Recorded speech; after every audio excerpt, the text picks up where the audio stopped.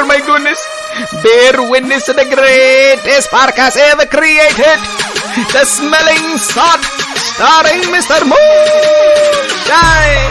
Yeah, get the smelling salt. Fimo, I'ma knock him out, get the smelling salt. Loma, I'ma knock him out, get the smelling salt. Canelo, Left hook, right cross, smelling salt. Pacquiao, Yeah, get the smelling salt. Charlo, I'ma knock him out, get the smelling salt. Spence, I'ma knock him out, get the smelling salt. Bud, I'ma knock him out, get the smelling salt. Fury, Yeah, get the smelling salt. Wilder, Yeah, get the smelling salt. AJ, Yeah, get the smelling you salt. know who it, I'ma knock him out, get the smelling salt. Porsche, Ooh, baby, you already know this is Pawn, Drunk, Boxing, aka Mr. Moo, Woo, Shine himself, aka El Adobo, aka El Sazón, aka El Borracho. Dímelo, mi gente, good morning, good afternoon, good evening, wherever you are in this side of heaven. God bless you all. Ladies and gentlemen, 2022 is going to be a good year to sport of boxing. Oh, yeah. Oh, we're going to start off in a good foot. I'm going to tell you like that. Mr. Moonshine is telling you we're going to start off in a good foot. 2021 was a good year to sport of boxing. We seen a lot of great fights, historic heavyweight fight. Y'all already know with the trilogy. Great accomplishments, especially by Canelo Alvarez. Y'all already know Canelo Alvarez, the 4th Division World Champion, the newly super middleweight champion of the world. Canelo Alvarez, a.k.a. King Nello, a.k.a. Cartelo, a.k.a. Payday, a.k.a. get the fuck out of here, man. Hey, yo.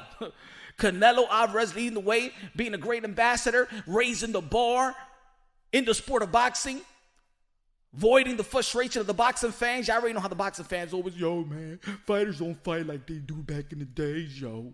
I mean, I'm like Roberto Duran and Julio Cesar Chavez and Sugar Ray Leonard and the Haggers and the Hurst and the Golden Ever, man. For real, these fighters ain't the same. What Canelo Alvarez is showing you, he's a workaholic, stay busy, got money. He just ain't staying with the silk sheet. What was it Marvin Hagler said about the silk sheets? You know what I'm saying? It's hard to wake up when you got silk sheets. Now Canelo Alvarez is a gym rat. And it's good that Canelo Alvarez is who he is and runs his career the way he runs it, because, you know, the young fighters that's coming up, they could follow that footsteps. They could follow, you know, that type of business and career strategy. Now, I mean, not everybody could be Canelo Alvarez. You know what I'm saying? Not everybody, you know, something to strive for, you know. But 2022 is going to be a good year, but it's actually starting out strange. The fights that schedule is starting out kind of strange because we're about to watch fighters that we have not seen in quite some time. So, I mean, I just finished talking about Canelo Alvarez and being a busy fighter. Now we're starting off the year with guys that skillfully and potentially are pound for pound quality of fighters. But things have taken a left field. Things have been stagnant in their career. We're going to see Gary Russell Jr. back in the ring. Hallelujah. Hallelujah, Jesus Christ. Hallelujah. It's about damn time, y'all. Gary Russell Jr. I once called Gary Russell Jr. the evolution of speed and power. I said, man, I haven't seen no 12, 15 punch combination like that since Sugar Ray Leonard. Like Roy Jones Jr. Y'all already know how I consider Roy Jones Jr., man. I consider Roy Jones Jr. the real evolution. So like Muhammad Ali and Sugar Ray Leonard had a baby. That's Roy Jones Jr. Oh, yes. I know it's weird. I know. But come on. You know I'm exaggerating. Come on, man. Come on. You know some weird-ish going on in the world. Come on. You understand what I'm trying to say. But yes, Gary Russell Jr. is going to step in the ring versus Mark Mazzaya. El Filipino. It's going to be the next golden child for the Filipino people.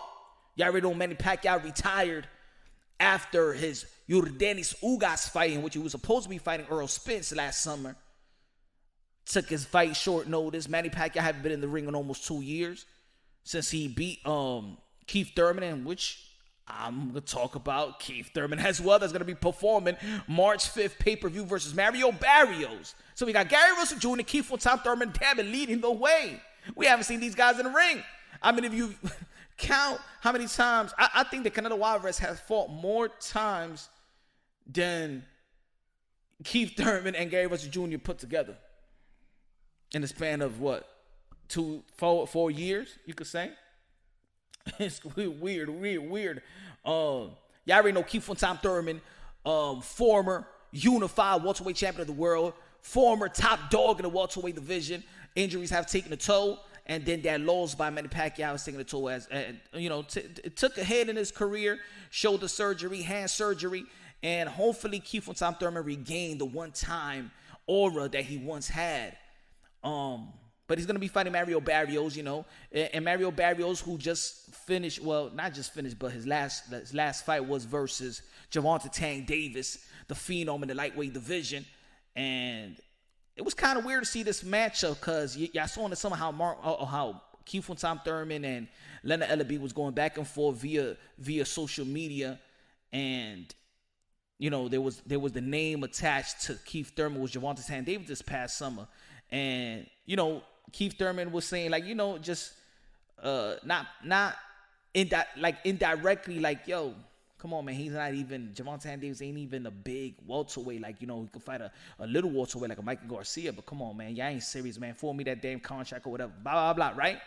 But then, so I'm thinking, who thought that Keith Thurman comeback fight is going to be against Mario Barrios? I mean, that's even lower competition than a Gervonta Tank Davis. I was like, oh, hot up. But anyway, man, I'm a fan of Keith von Thurman. I'm happy he's going to be back in the ring, and I can't wait to see when if he's going to be the Keith von Thurman. Is he going to be the Keith von Thurman that we known him for knocking people out, his power, or his injury has taken a toll and he needed the 2 years to actually to adjust his style, a la like Mayweather when his hands was failing him, and he needed to be more defensive and things of that nature, and just box from the outside, just box way more than anything, and take less risk. There's always a risk getting in the ring, but you understand what I'm trying to say. Take risks in throwing the punches and sitting on those punches and staying in front of your opponent. Is Keith von Thurman going to be money Keith Thurman? You know what I'm saying? If he's going to change to that, I don't know if it's going to be that fun to watch, because Keith Thurman is an exciting fighter. But we're starting out the year with Gary Russell Jr. and Keith von Thurman. We haven't seen him in the back. We haven't seen them in the ring in a long time, but yet we can't undermine or neglect how that they are great talent in today of this era. So I can't wait to see both of these guys in the ring. I do think that I side with Gary Russell Jr. in winning his fight. With Keith Thurman, it's like, damn, I don't know what Keith Thurman I'm going to expect, because the only thing for me with Keith von Thurman is what he said in the PBC podcast after the Manny Pacquiao fight, when he said he couldn't find the killer instinct. Aside from the injuries, that he couldn't find the killer instinct. And when he said that, I said, damn, pay-per-view fight, Manny Pacquiao, that's like the Passing of the Torch fight. That's a fight that you've been waiting for a long time. Either it was him or Floyd Mayweather, and you couldn't find the killer instinct to fight Manny Pacquiao? Then how can you find the killer instinct to fight Mario Barrios? How can you regain the killer instinct to fight Mario Barrios? You can't even find it with Manny Pacquiao when the whole world is watching.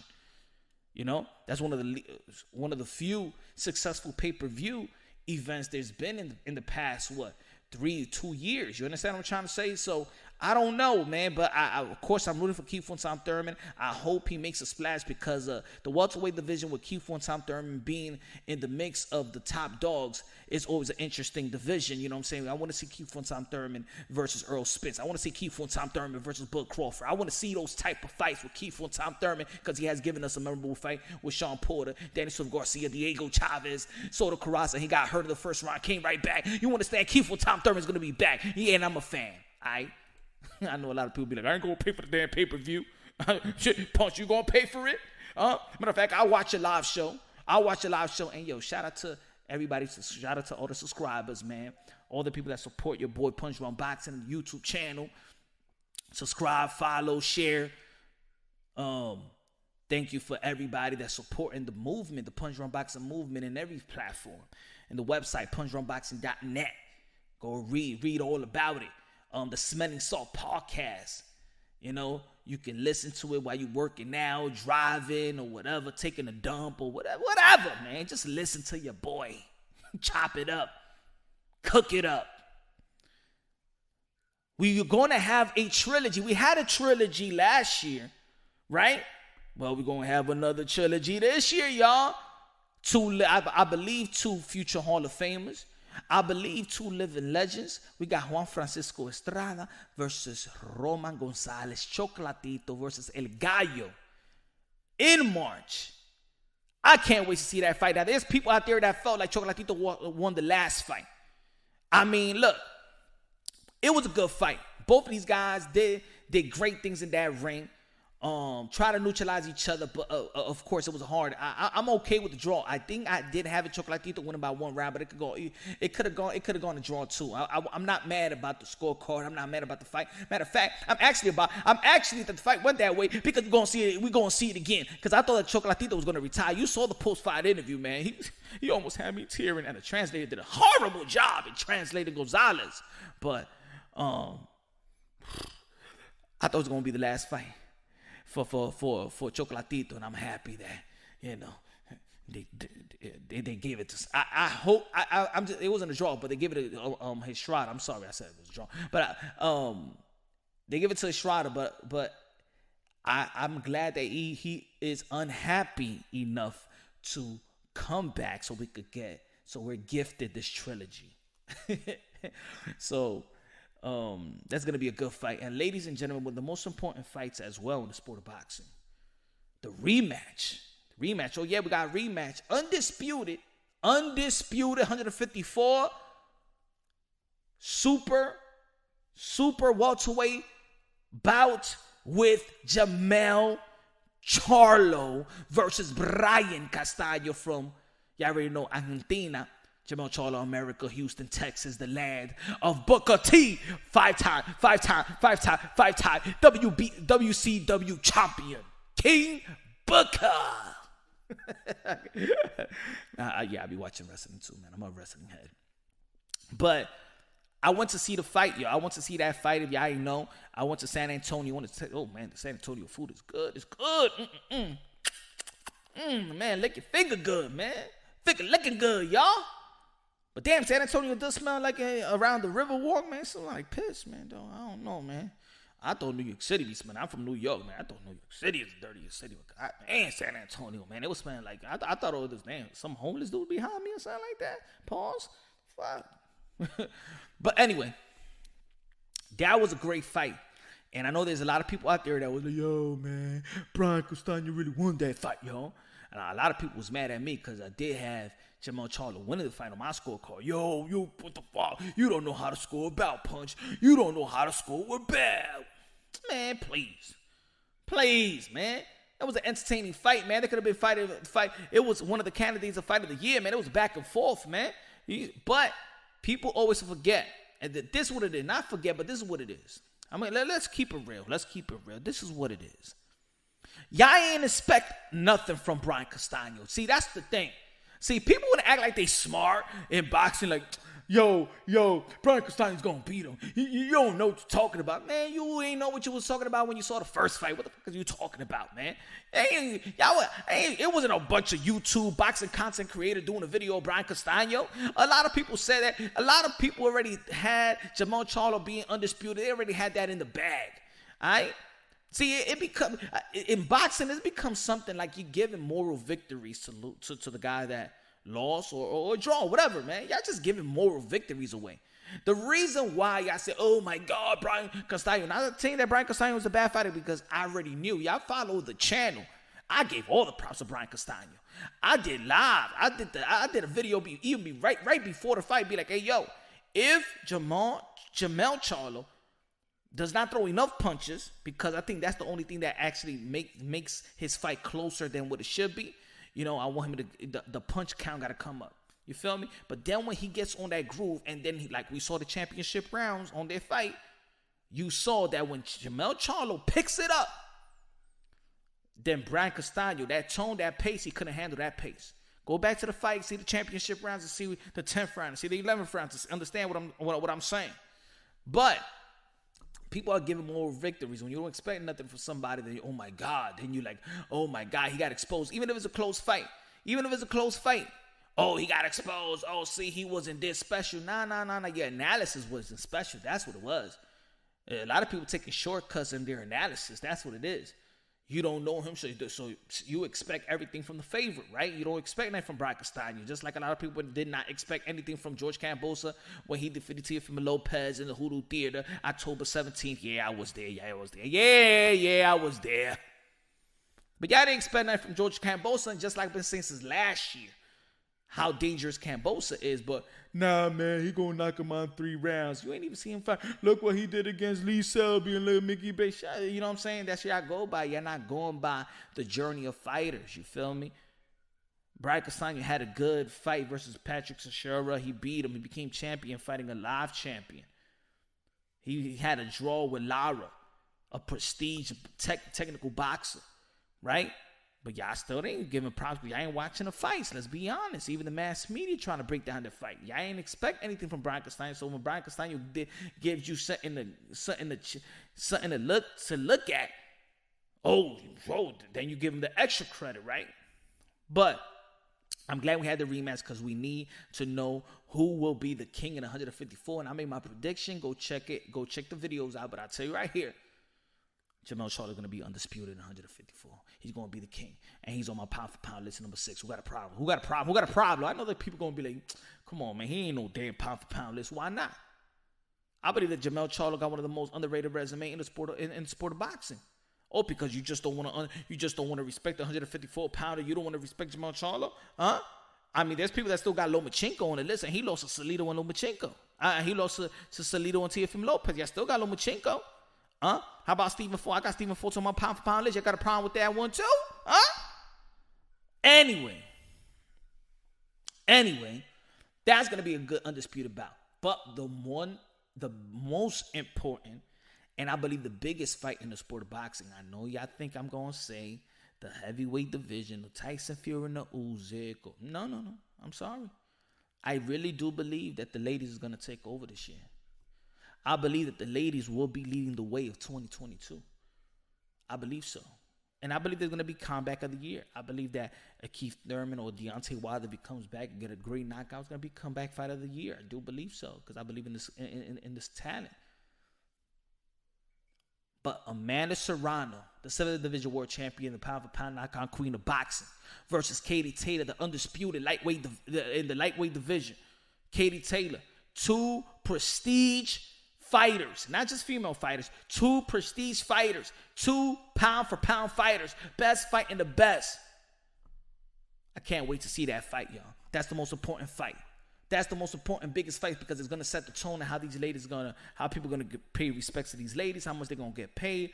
I just think it's the most important fight in the boxing, and I'm glad they didn't fight earlier, like almost 2 years ago, because they was gonna be fighting in the co-main event of Povetkin versus Dillian White. Get the hell out of here! Not these ladies. There's too big of a fight to be co-main event to that fight.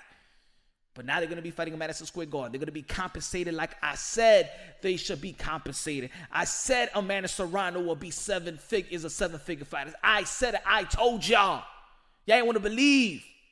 But how a successful boxer like Amanda Serrano is going to get chump change like $75,000 or $100,000. Hell no. She's a 7-figure fighter just like Katie Taylor is a 7-figure fighter. And thank you to the boxing gods. Thank you for Jake Paul coming to the sport of boxing and helping Amanda Serrano reach that amount, that purse that she deserves. And ladies and gentlemen, we're going to be watching that fight in April, MSG, New York City. See, and it's coming to me. It got to be in New York City because I'm the one that asked for this fight like that. I'm the one that paid the respect for the ladies. Oh yeah, Mr. Moonshine. All right? But nah, I'm being selfish right now. But you understand what I'm saying. I'm happy it's going to be in New York City, Madison Square Garden, as it should be.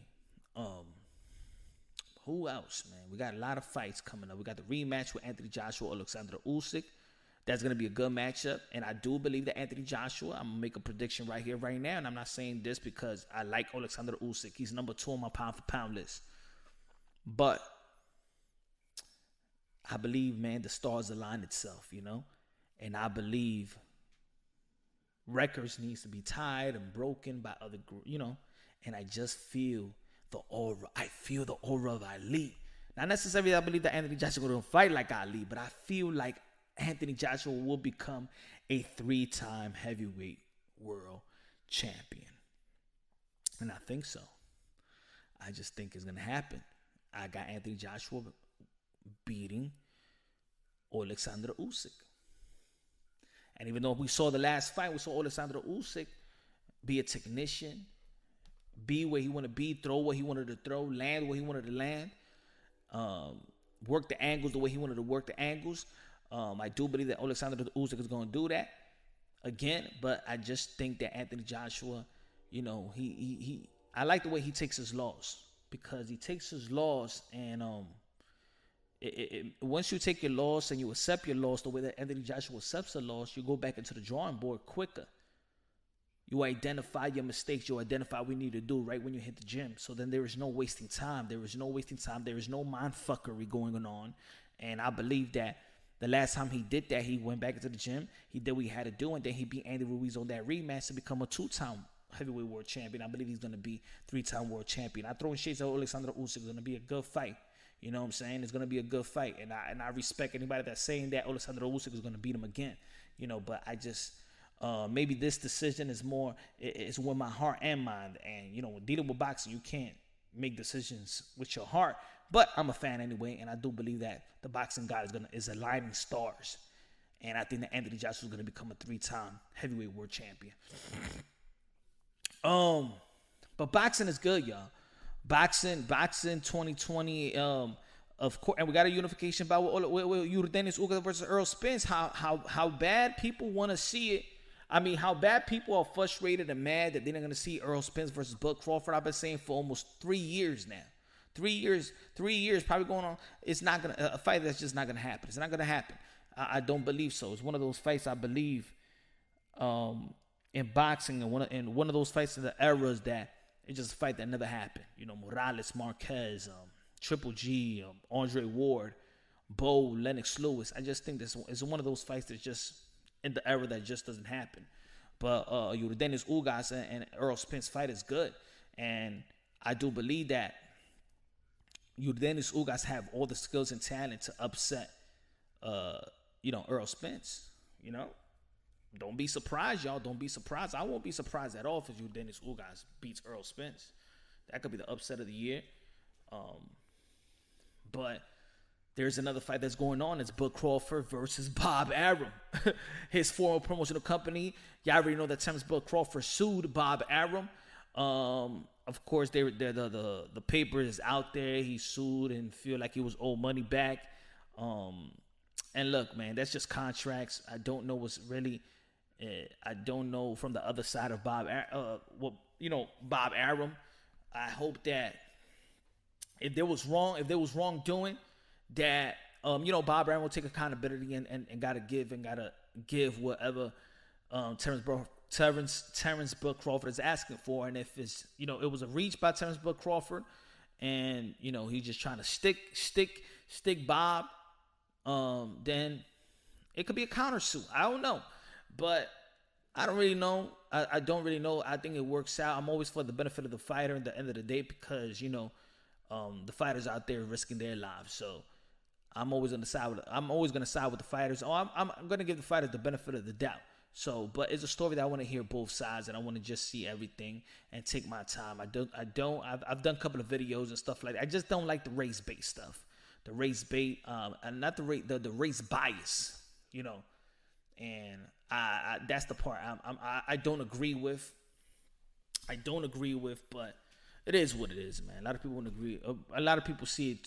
People have different perspective, but it's my perspective. Once you add that race, it's hard for me to take certain things serious, because then I see the victimhood, and I at this point, 2022, I don't even want to hear that victimhood stuff, man. I feel like I don't know. It just irks me. That's just me. It just irks me. But hopefully everything turns out the way it should turn out. Put it that way. Bud Crawford is a hell of a champion. Bud Crawford is a hell of a fighter, one of the best fighters of today. I believe he's a walking Hall of Famer myself. I'm not one of those guys. Well, I used to be one of those guys that be like, yo, come on, Bud, man, we want to see you in the ring. But you got to understand, I understand the business of boxing, and it's not about Bud Crawford. I believe that Bud Crawford will fight anybody, anytime, any place. He's a fighter. He's groomed. He's a rat. He's a savage, bro. But the business of boxing, those hands in a cookie jar, they just don't. They prevent from things of happening. And if he was prevented, if he was preventing anything and that breached the contract, then hey, they ain't got to be compensated. So that's going to be a fight, and I think that's going to be the biggest fight of Bud Crawford this year, other than Earl Spence, because I believe if Keith from Tom Thurman beats Mario Barrios, Keith from Tom Thurman, the PBC, Earl Spence, PBC, I believe that Earl Spence versus and then Keith Thurman is the biggest fight in PBC. Why not make that money? I mean, it's prize fighting, and I think it's gonna align itself like that. But again, women, we're gonna see Reese versus Chantel Cameron.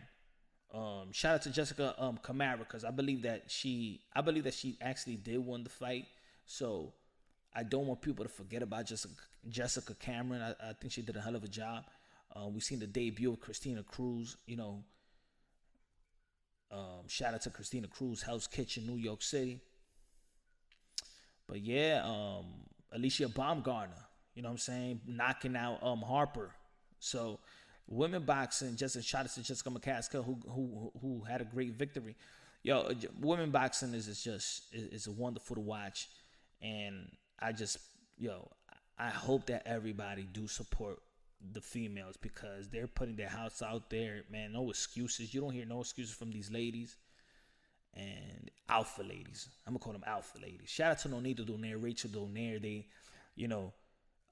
if y'all want to see how managers and promoters slave these fighters, put it that way. I mean, there's no other way around it, no other way to say it. Go check out my 4-hour interview with Rachel Donaire, Nonita Donaire. Y'all already know what legend in the game, and exposing what needs to be exposed, so fighters today could just pay attention to their contract, get your own attorney, and things of that nature. That was an epic live. The most important, I'm gonna tell you like this. I think that's the most important boxing live. I'm not gonna pop my collar on this one, but I believe that's the most important live I've ever done. That's the most educational and most important boxing dialogue. I think in the YTBC. I just think so, and I'm just saying for the benefit of the fighters. The information that Nonita Donaire and Rachel Donaire gave out, and the advice, is something that fighters need to pay for. You need to pay an attorney to look at what Nonita Donaire was expressing. For all the fighters that's coming up, you gotta watch that live. You have to. It's not even like, because I'm punched. No. I don't care. And anybody that want to use that video, let me know. I'm not gonna flag that video, because I want every fighter. I believe that all these fighters are superheroes to me. All these fighters. How does that? I want all these fighters to really look at that, because it will save their career life. It will save their life. We looked at the loopholes. We looked at the words in the contracts. We had documents. We had documented the contracts, so fighters could look, so they won't be robbed. They won't be enslaved. Please, fighters that's listening on, look at you have to look at this interview. You have to look at this dialogue. You have to look at this information if you're really serious about your career. Every fighter should be sharing this to every fighter.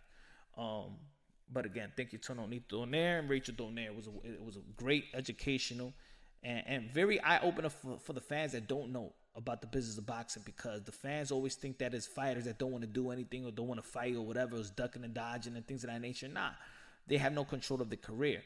The only control they do have is signing these contracts that they're just not educated or consulted the proper way. Because, of course, a lot of these fighters are appointed attorneys that is just the manager's, the promoter's attorney. And that's effed up. You got to seek your own lawyer, seek an accountant that's going to be looking over the other accountant. You got to put your money to save your life. You got to invest in yourself as well. And that's a part of investing in yourself. Put it this way. This right here is free investment right there. This information right here, managers and promoters will see the live that I did a couple of days ago when Onito was on there, and they're gonna try to shut it down because they don't want you to see the truth. But I think that boxing is in a great place. I think it's exciting fights. I'm not even begging for no fights. Just I think that I've been witnessing great fights, and I think I'm gonna be witnessing the great fights from Virgil Ortiz and Boots Ennis and their come up, and the prospect is deep. We got Keyshawn Davis, Michelle Rivera in the lightweight division. I mean, Brandon Lee in the 140-pound division. 140 we see Teofimo Lopez moving up. We saw go check out my interview with Arnold Barbosa Jr., who's calling out Teofimo Lopez, and that's a good fight if he's moving into 140. We see that George Kambosos, Devin Haney could be probably doing business and negotiating a deal so that could be the next fight. I think that would be a big in Australia. I think there'd be a big fight for the lightweight division and the boxing itself. Bubu Andre, rumor says that he want to drop the belt to go to the 168, not to fight the mandatory, but I think he's going to be fighting the mandatory. It is what it is, man. I think it's been an unfortunate thing with the relationship that Demetrius Andre has with the industry and the fans, because being avoided like this, I ain't never really seen anything like this. Not like this. Not when you in position, not when you a fighter, not with a belt. And it seems like the belts are just something to be in position, but really nobody was fighting for the belt. You can see in the lightweight division where Ryan Garcia was calling out Javante San Davis rather than Devin Haney, right? And he fought to be in the position to fight Devin Haney. I think that people are just playing musical chairs with the belts. I think it's just the power entities with the promoters so they can get their network contract. And because why nobody's trying to die to get Demetrius Andre fight? I mean, he's a champion. Why nobody's trying to die to unify the titles? It's kind of weird to me, but that's just boxing, man. That's just boxing. But I believe 2022 is a great year this year. We're gonna see a lot of wonderful things, a lot of epic things, and I just can't wait. So everybody subscribe to my YouTube channel, Punch Drunk Boxing. I'm dropping things daily, and thank you for this episode, man. We're gonna try to make the episode a little longer. We're trying to make some interviews going. I just don't like to use my YouTube content and this one. So I take my time to do this on podcast like it should be. But soon we're gonna be having guests, and I'm going to enhance the Smelling Salt podcast. The Smelling Salt podcast is going to be the best boxing comebacks. I'm going to be the Joe Rogan. We're going to be hey Joe Rogan. You break bread, or we're going to see. We're going to be some competition out here. Punch Drunk Boxing, the Smelling Salt. What's good? But shout out to all the boxing content creators, all the combat content creators doing a wonderful thing, breaking things unbiasedly, logically, and objectively. Y'all already know, man. God first, everything second. Fight plus survive equals true champions. The best investment you can make in your life. It's not crypto. It's having God in your heart. Love y'all. God bless. And on to the next.